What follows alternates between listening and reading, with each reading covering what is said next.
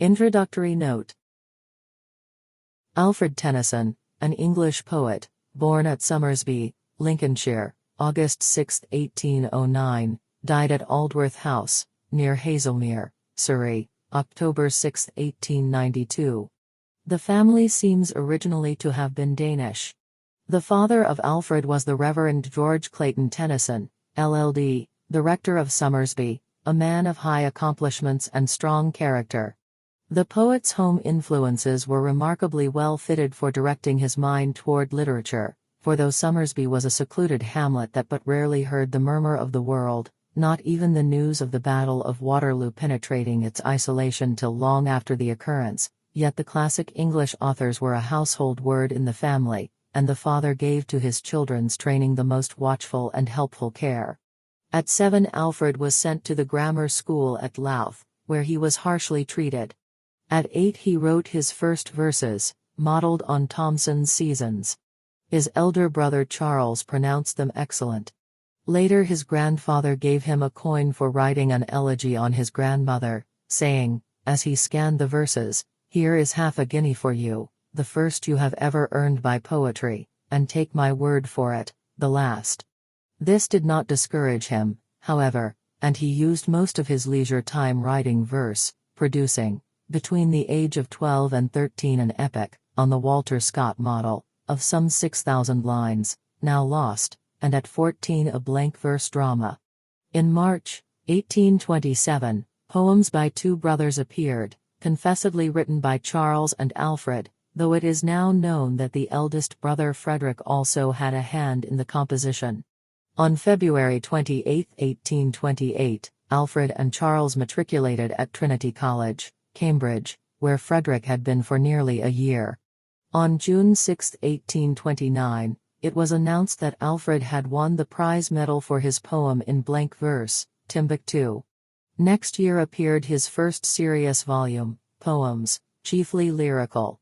It was favorably, but not enthusiastically, received.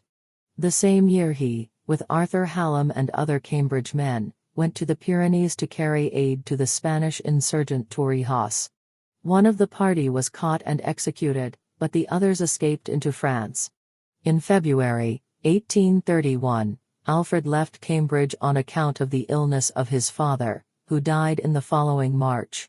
The Tennysons continued to live at the rectory, however, until 1837. At the end of 1832 appeared the volume known as the Poems of 1833. September 15, 1833, Hallam, Alfred's nearest friend, and betrothed to Emily, the poet's sister, died in Vienna. The severity of the blow to the poet was such that for a time he meditated suicide.